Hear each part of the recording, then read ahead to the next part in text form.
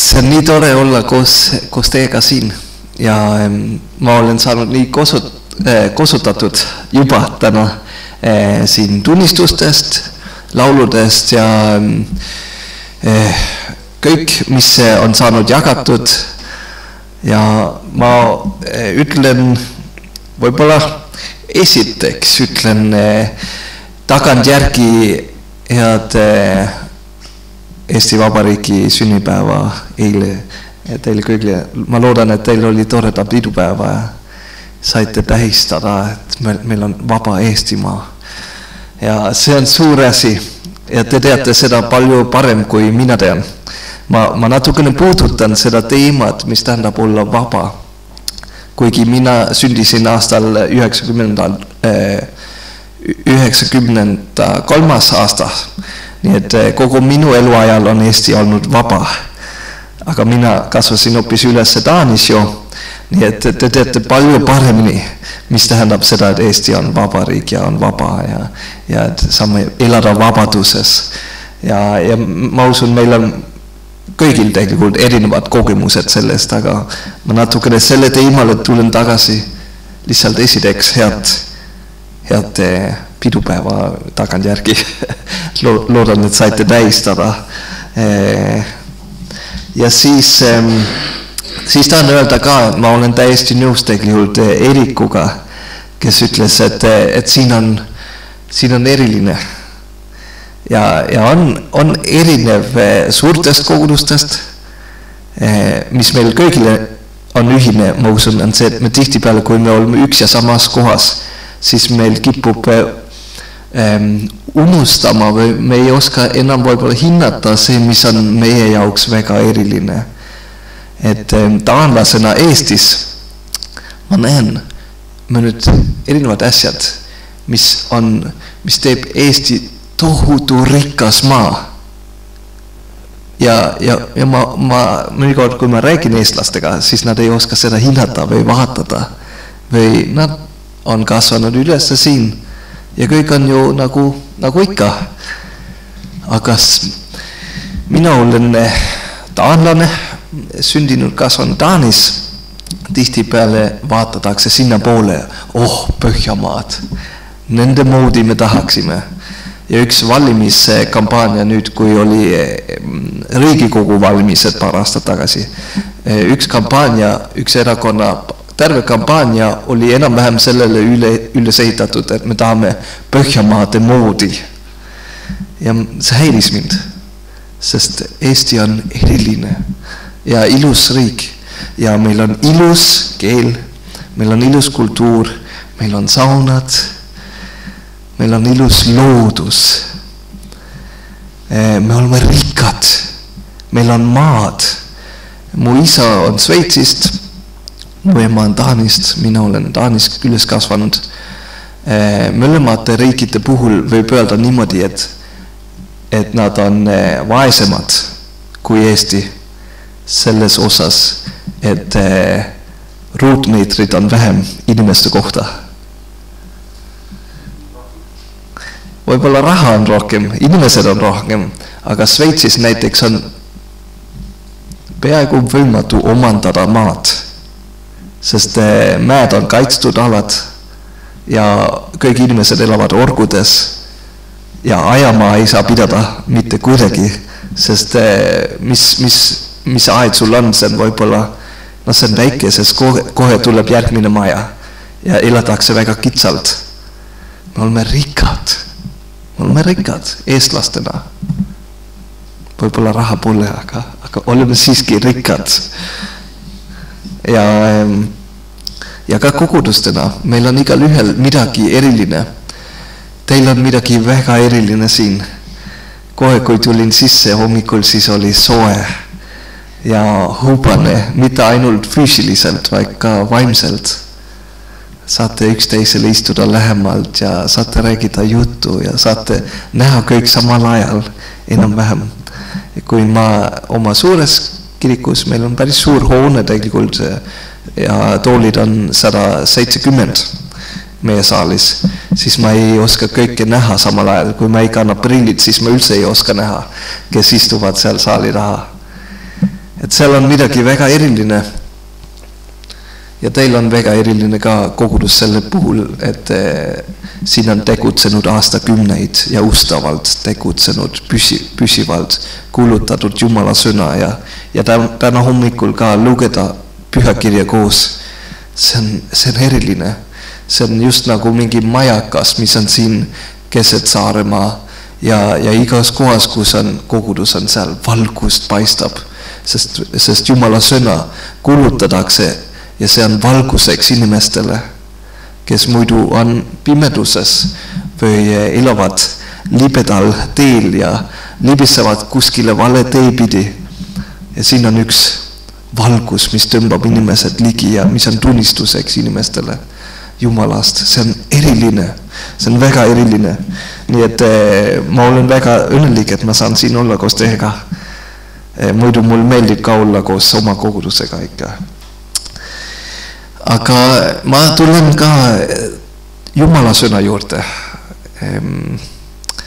Ja ma tahtsin rääkida natukene vabadusest.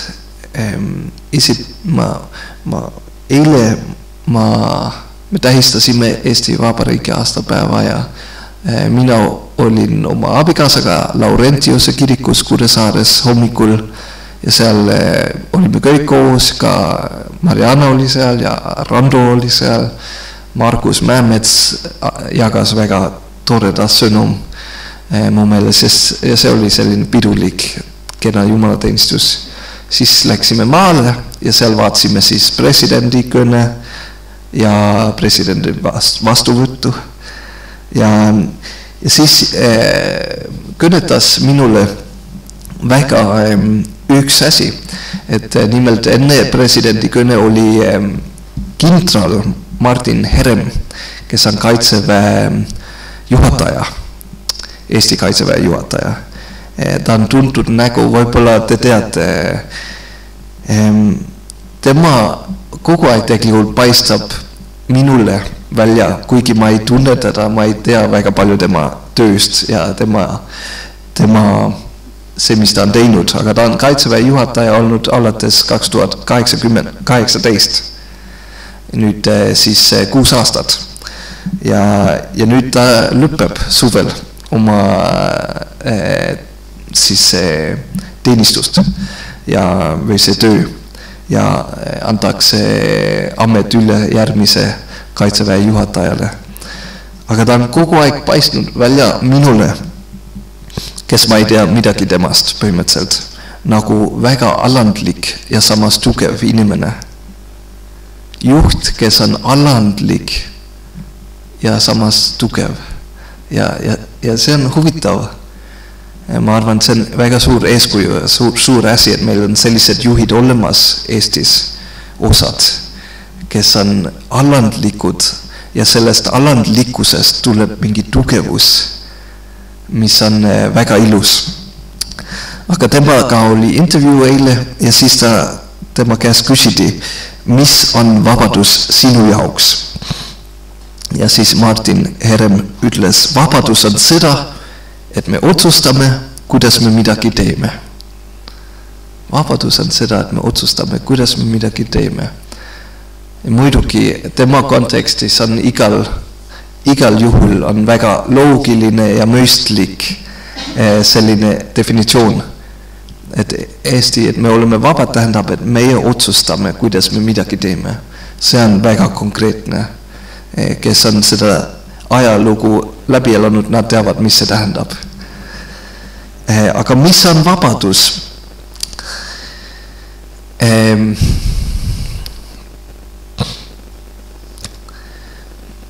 Mõnikord võib mõelda, et vabadus on see, et me oleme vabad valikute vahel otsustada ja me ei hoia midagi kinni. Et võib küsida, kes on kõige vabam inimene maailmas? Kas see näiteks Bill Gates, kes nagu oma moodi sümboliseerib rahalist ressurssi. Temal on tohutu vara. Ja ta saab ta saab põhimõtteliselt osta ükskõik mis ta tahab ja teha rahaga ükskõik mis ta tahab.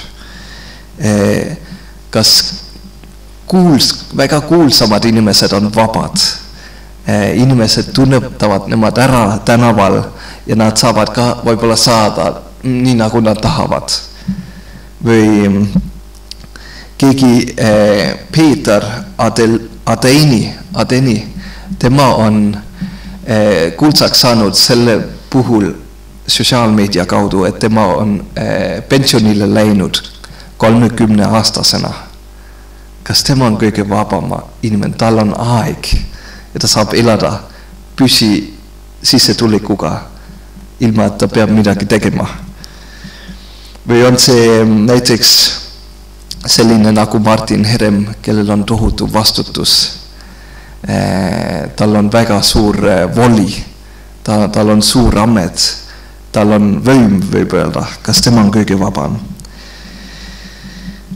Tegelikult kõik need asjad, me teame kõik, et need ei tee inimese vabaks iseenesest. Raha, aeg, tervis, kuulsust, võimus. Ja ma usun, me teame ka seda kristlastena, tegelikult kõige vabam on ikkagi Jeesus, kes teeb vabaks ka inimesed.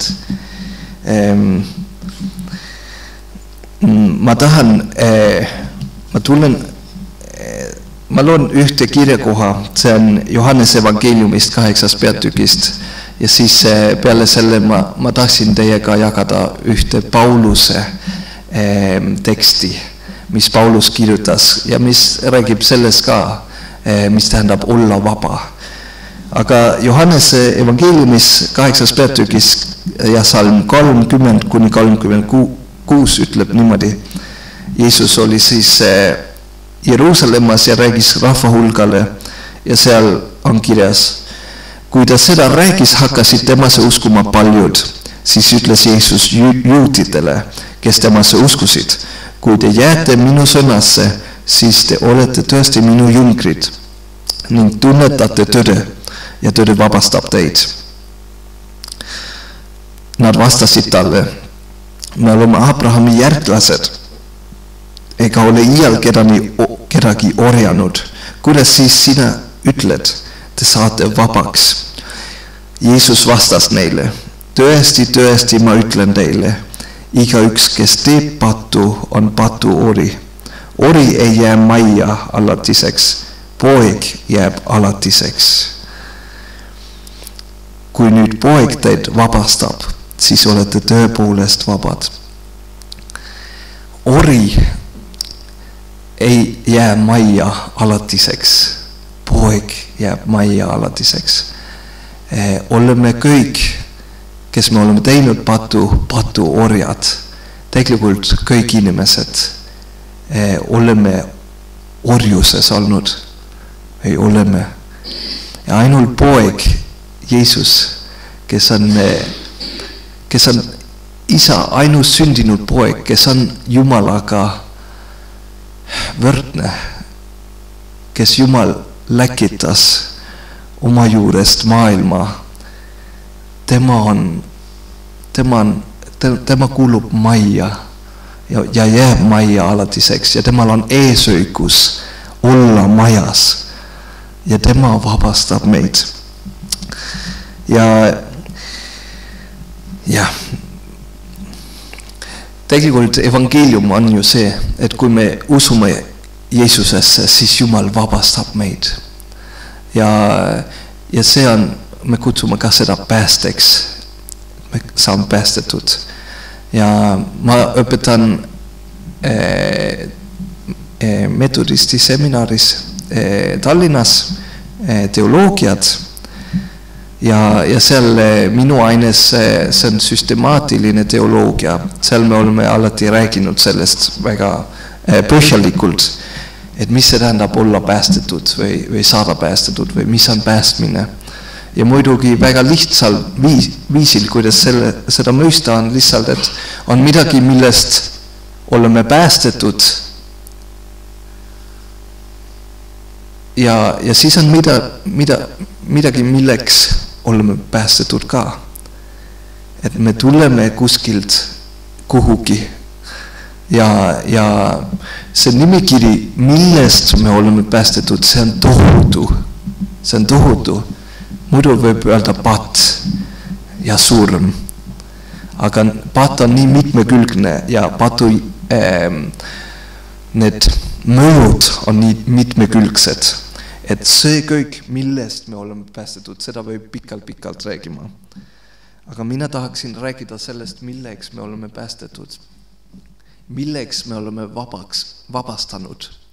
Sest mõnikord me mõtleme nagu selline Eesti bändi loo, Eesti bänd Smilers on kirjutanud laul Tee, mis sa tahad.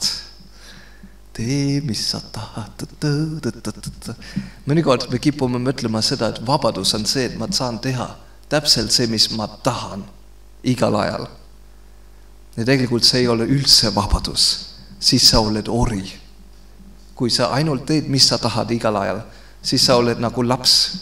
Lapsed on eksperdid selles, et nad teavad, mis nad tahavad.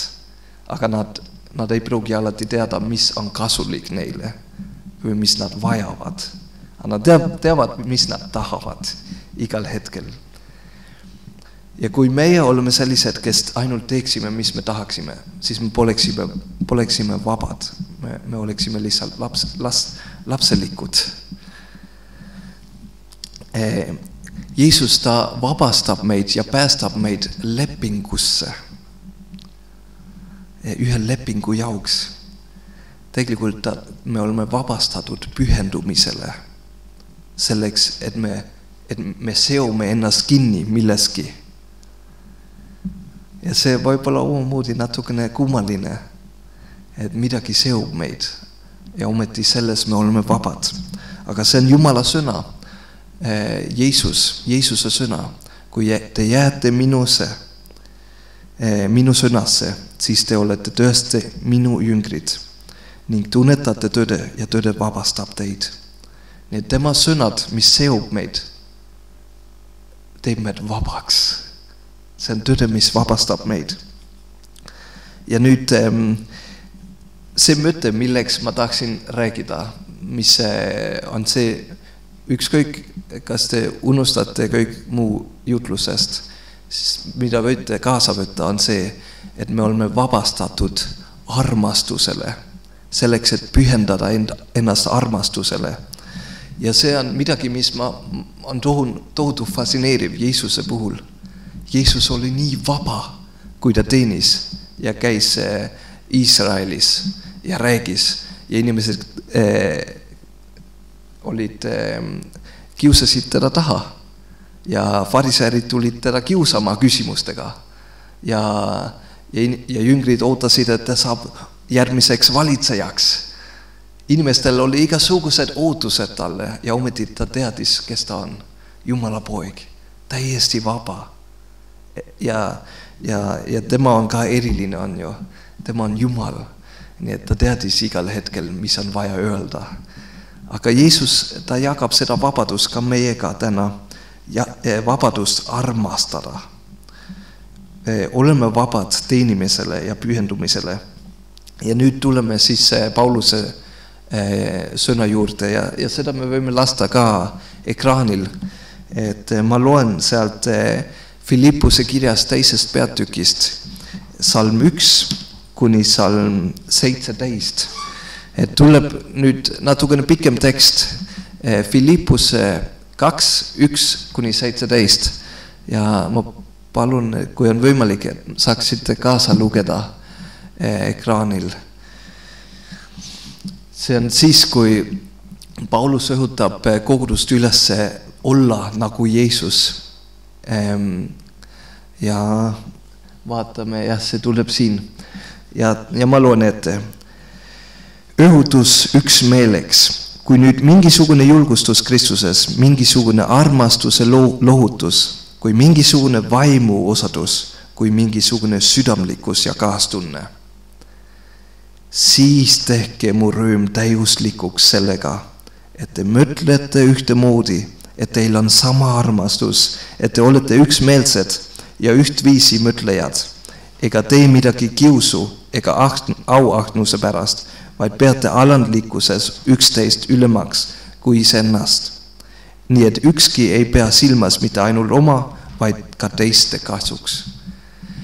Üks asi, mis on nii ilus siin teie koguduses, on see, et igal ühel paistab on oma roll. Igaüks saab teenida oma anniga ja lugeda kirjakoha või laulu juhatada või juhatada teenistus või tehnikaga teenida, lapsetööd teha. Tegelikult olete nii tublid. Ja meil on igal ühel antud oma osa. Ja teil on väga oluline osa selles koguduses. Kui te ei tea, mis teie osa on, siis saate alati julgustada. Saate julgustada lapsetöö tegijad, kes iga pühapäev teenib lapsed, kes tulevad siia. See on eriline asi, et julgustada neid juhid. Ja kui te veel ei tea, mis te saate teha, siis minul on väga hea öelda külalisjutlustajana ja teise koguduse pastorina, et siis andke oma raha. Inimesed neil ei meeldi seda kuulda ja see on ka natukene ohtlik, kui pastor räägib sellest, aga kui nüüd mina olen siin külaline, siis teil on igal ühel imeline võimalus ja kutse anda raha, panustada sellesse kogudusse ja mitte pidada enda kasu oluliseks, vaid teiste kasu oluliseks, nagu Paulus siin kirjutab. Meil igal ühel on kindlasti, mida me saame teha, et ole lihtsalt leidlikud. Aga Paulus kirjutab edasi, et teil oleks üksmeeld ja nüüd tuleb mõtelge iseennestest seda sama, mida Kristuses, Jeesuses, kes olles Jumala kuju, ei arvanud osaks Jumalaga võrdne, vaid loobus iseenese olust. Võttes orjakuju, saates inimese sarnaseks ja ta leiti välimuselt inimesena. Ta alandas end iseennast, saate kuulekaks surmani, pealegi ristisurmane. Et ta ütleb, Paulus, saage Jeesusega sarnaseks. Jeesus loobus kõigest, tuli maailma ja hakkas selline allaminek meelega. Ta oli taevas olnud, võrdne Jumalaga, loobus sellest, loobus oma olust, tuli siia, sai inimese sarnaseks, elas siin inimeste tolmu ja haiguste sees, elas vaesena, kes selle kõige läbi teeb teised rikkaks, kes oli kuulekaks isegi surmani, Paulus kirjutab, ja selleks, et selle läbi teha teised elavaks. Tema vaesusest me saame rikkaks, teie surmast saame meie elavaks. Kui tema loobus sellest, et ta oli Jumala poeg, selle läbi me saame Jumala lasteks. Ta tegis kõik seda teiste kasuks, teiste jaoks. Ja siis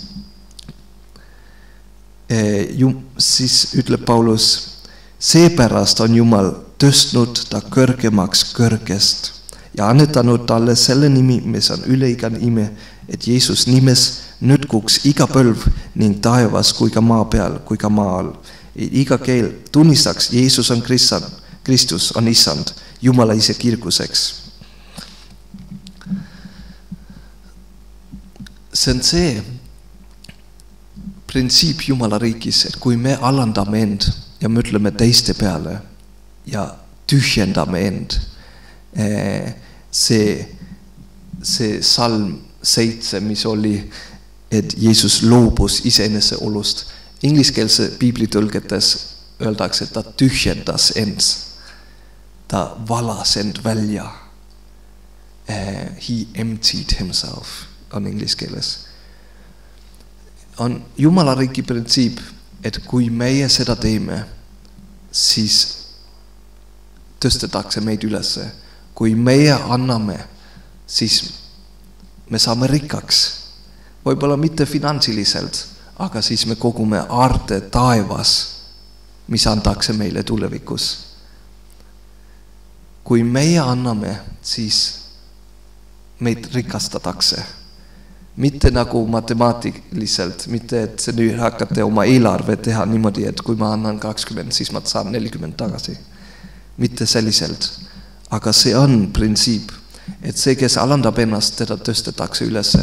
Ja ma arvan, isegi Eestis me näeme ka seda, kui see Martin Herem on olnud selline alandlik, tugev kaitseväe juhataja. Ma arvan, et teda tõstetakse ka ülesse kui väga tugeva juhina, sest ta ei pea ennast mingi suureks inimeseks. Eile ta räägis oma enda ebakindlusest ka.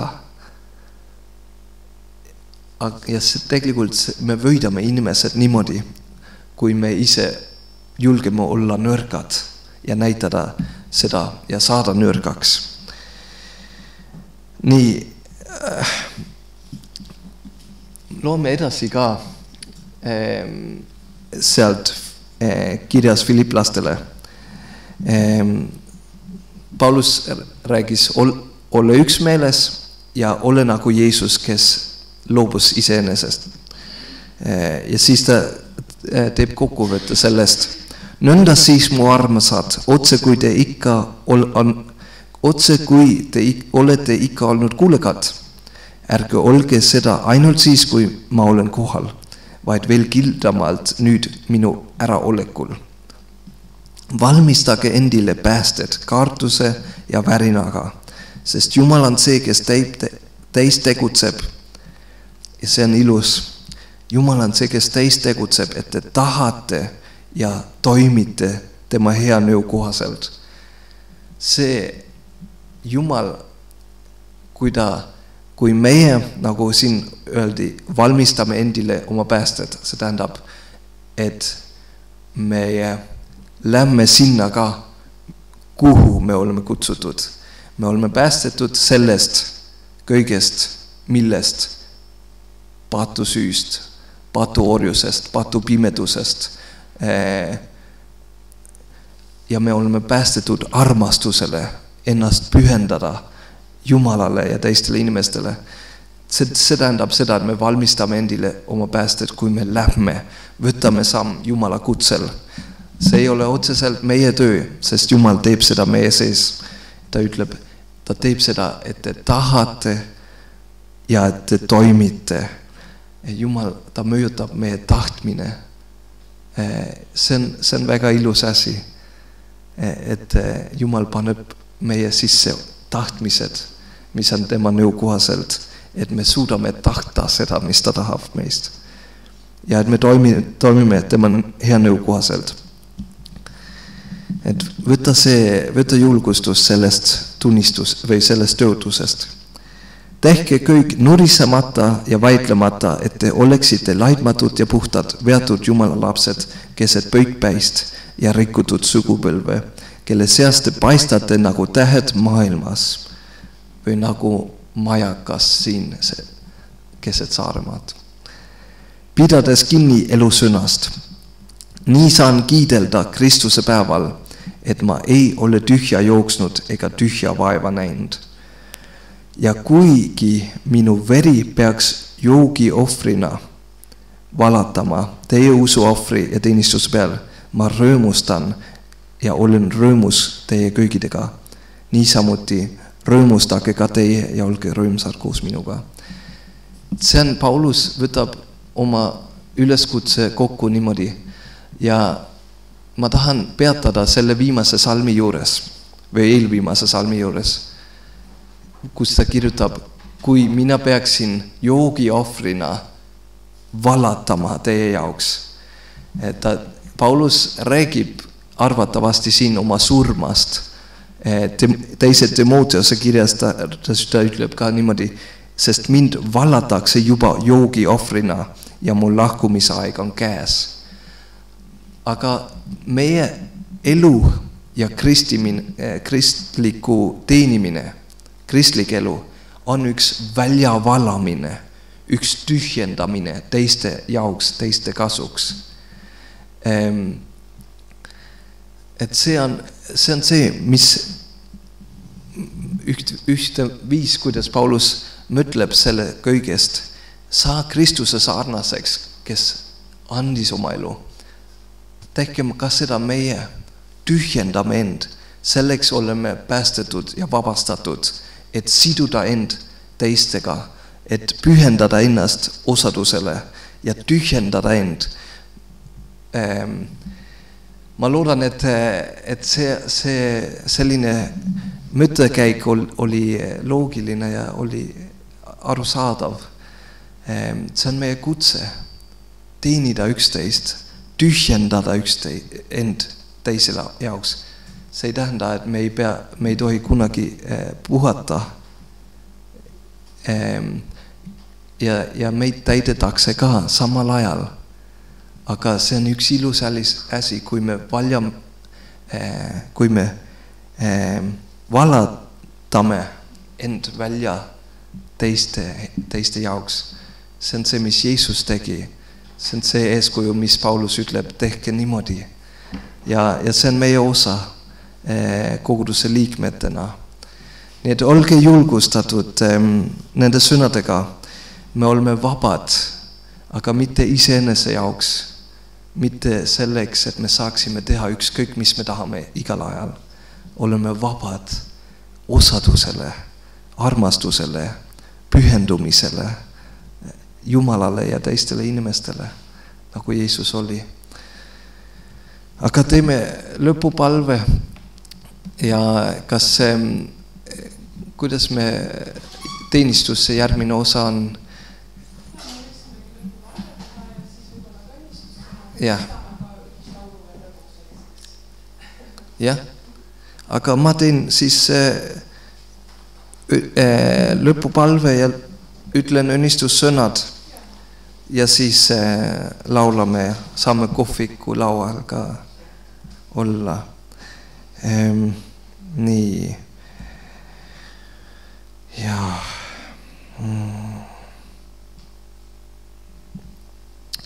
Ja Issand, me täname sind. Täname sind, et sa oled meid kutsunud, välja valinud. Sa oled meid oma valguse riigi asetanud.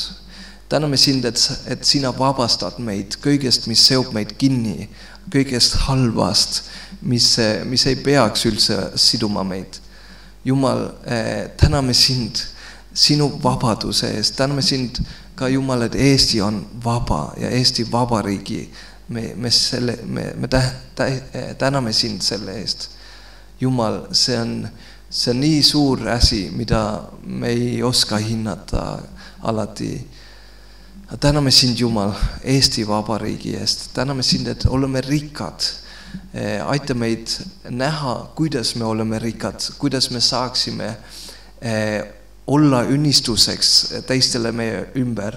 Aita meid, Jumal, näha meie osa, mis sina oled andnud meile igal ühele, millega teenida.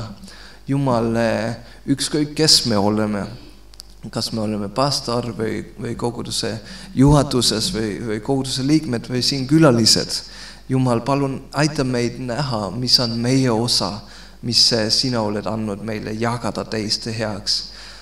Jumal, täname sind, et sina ei vabasta meid ainult ja jätad meid maha, aga sa kutsud meid edasi. Sa kutsud meid pühendada ennast sinule ja käia koos sinuga ja olla sinu valguse riigis ja olla sinu valgust maailmale. Täname sind, Jumal, selle eest, et saame sellest osa saada ja see sinu sõna, see vabastab meid. See seob meid kinni ka, jah, aga me oleme vabad, me vabatahtlikult laseme seda meid kinni siduda. Tahame olla sinule kuulekad, tahame sinu sõna järgi, sinu tahtmine järgi käia, Jumal, sest see on parim, me teame seda, Jumal. Jumal, palun õnnista Rääküla kogudust, palun õnnista meid kõiki uueks nädalaks, et me saaksime olla teistele õnnistuseks. Palun olla meile lähedal, kõnneta meid, juhata meid ja ütleme siis õnnistussõnad ka meile kõigile teise kirjast korintlastele ja 13 peatükis salm 13. Issand Jeesuse Kristuse arm, Jumala armastus ja püha vaimu osadus olgu teie kõigidega. Jumala Isa, Poja ja püha vaimu nimel. Amen. Aitäh.